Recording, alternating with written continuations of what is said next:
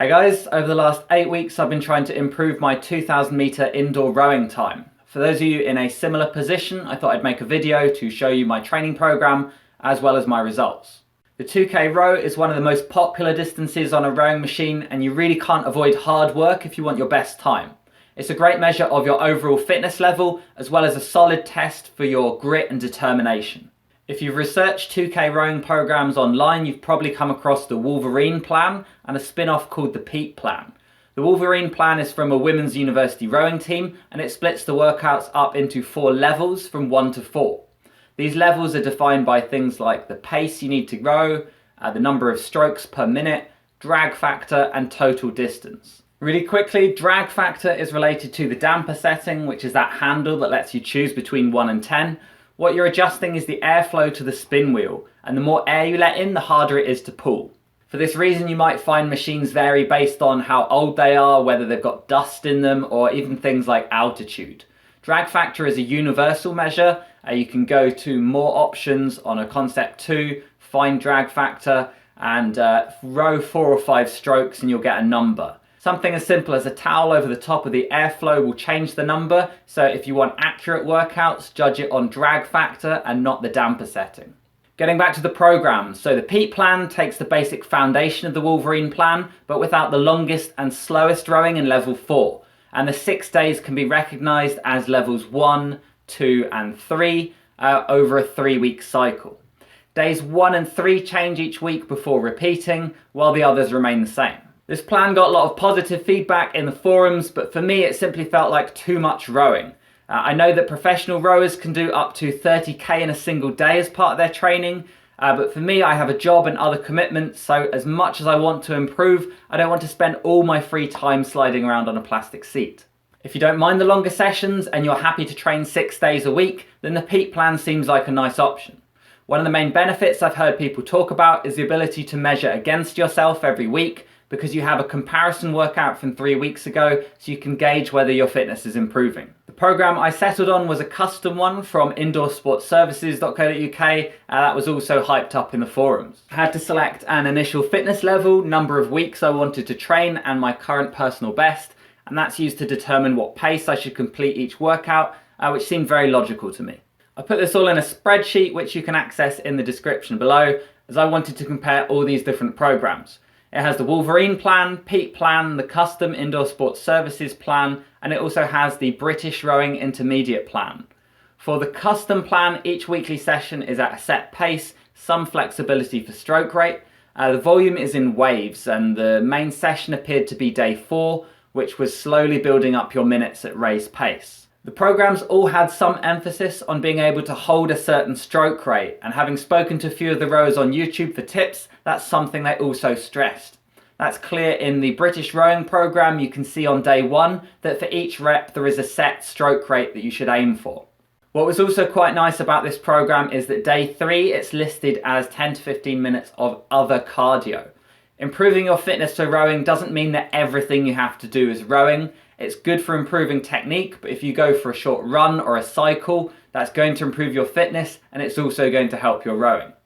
I incorporated stroke rate into my custom plan, so on days 1 and 3 where I had multiple reps, I would try to hold a certain stroke rate for the length of each piece. So for example, where it says 3 times 13 minutes at 22 to 26 strokes a minute, I'd do the first rep in 22, second rep in 24, and the last one in 26. Before I tell you how I got on, one other thing I did was to find gym exercises that are good for rowing, and I made a little 3-day plan.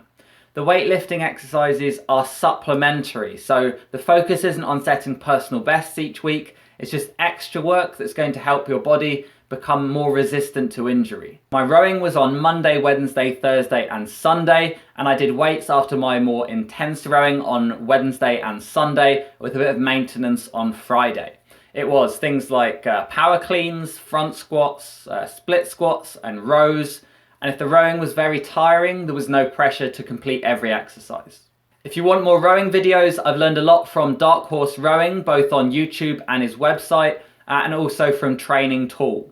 So the custom plan starts out with a flat out 2000 meter row, and that's going to dictate your pace for all future workouts. I had no idea what kind of pace I should be setting, so a little cheat I found was to do another fitness test. Bear with me. I did the Queen's College step test, which is 3 minutes of stepping. It also doubles as a nice warm-up, and I used that VO2 max estimate and my body weight to find what pace it says I can row from the Concept 2 calculator. Clever, right? So I scored 50.8 for VO2 max, which meant my row should be around 7 minutes 53. I broke it down in my head as 4 lots of 500 meters, which is meant to help, and I held 1:59 quite evenly for each one. I ended up with a time of 7:55.2, which seems like quite a poor time for a guy, but body weight does play quite a big role. Compared to something like running, where the heavier you are, the more you just have to carry around, in rowing it's a sliding seat, so it doesn't make much difference. And it's all about generating power per stroke, so a heavier person has a big advantage with all else being equal. For the same overall fitness level, a 70 kilo guy rowing 8 minutes is roughly the same as someone 79 kilos finishing in 7.5 minutes, or an 88 kilo guy pulling 7 flat. I didn't realise how important this was until week 7, and by then I'd actually lost some weight, so if I were to do this again, I would have more focus on building lean mass in the gym, and that would help with my rowing power output. Before this program, I'd been rowing once every 2 or 3 weeks, so the novelty of rowing 4 times a week kept me going for a while. This wore off around 1 month in day 1 in particular was getting quite tedious. That's 30 to 40 minutes of rowing at quite a leisurely pace to just build that foundation level of fitness. I found playing EDM, that's electronic dance music, made it less boring for a while, but if you look at something like the Peak Plan, where you've got 3 of those sessions every week, I get bored of that really quickly. You might be different. I feel like I'm more of a power and strength guy, so pretty much any steady state cardio is going to lose my interest eventually. The higher intensity sessions were more enjoyable, either the repeat reps, things like minute on, minute off, or holding 3 to 5 minutes at race pace. One thing I really liked was the recovery between reps on day 4, strange thing to like. It was set at twice your resting heart rate. So if my resting heart rate was 60, then I was to do the next rep when my heart rate dropped below 120. I just thought that's a really nice way of looking at it, and I was confident that if I pushed a little harder in each rep, then I would kind of be rewarded with a little extra recovery time. Since this plan was designed to peak for a specific race or event, there was a taper with 10 days to go. That's an intentional reduction in training volume to make sure that you're super fresh and ready to go on race day. By the time the end of week 8 came around, my heart rate was predicting a time of 7:42. In terms of strategy, the only thing I changed was taking 4 hard strokes at the beginning instead of 2, and like before, thinking it as 4 lots of 500 meters. I'd been pulling 1:53 pace a few days earlier, so I was pleasantly surprised to see me hold 1:50 pace, which felt really natural to me. I held that quite well for the first kilometre, and despite not feeling any worse, my pace slowly crept up to 1:53. My only focus for the second half was to hold 1:53 as best I could, and in the final 500 I followed the advice of increasing stroke rate to compensate for the reduced power output per stroke. That got me across the line in 7:29.2, which I was very pleased about. If you can believe it, I was only 2.5 seconds shy of the world record if I was a 12-year-old girl. A decent time for a guy is under 7 minutes, and the men's world record right now is 5:35.8. One thing that helped was a proper warm-up, which is emphasised in all these plans. This was my favourite warm-up exercise. It gives your muscles and body time to fully activate in preparation for exercise, and the warm-up was around 15 minutes for the faster sessions. In conclusion, if you have a set number of weeks until a certain event, then I think the custom plan would be worth trying. The fact that it prescribes a certain pace based on your ability gave me more confidence in what I was doing, and I was really pleased with the way that the taper allowed me to perform at my best. One potential drawback of the pacing is that if you improve really quickly, either through technique or fitness, then all the numbers are going to be slightly slow for you. Here's how each of my sessions looked for pace. You can see that most of them fell within 7:50, 7:40 and 7:30 pace, except for my short repeats on day 2.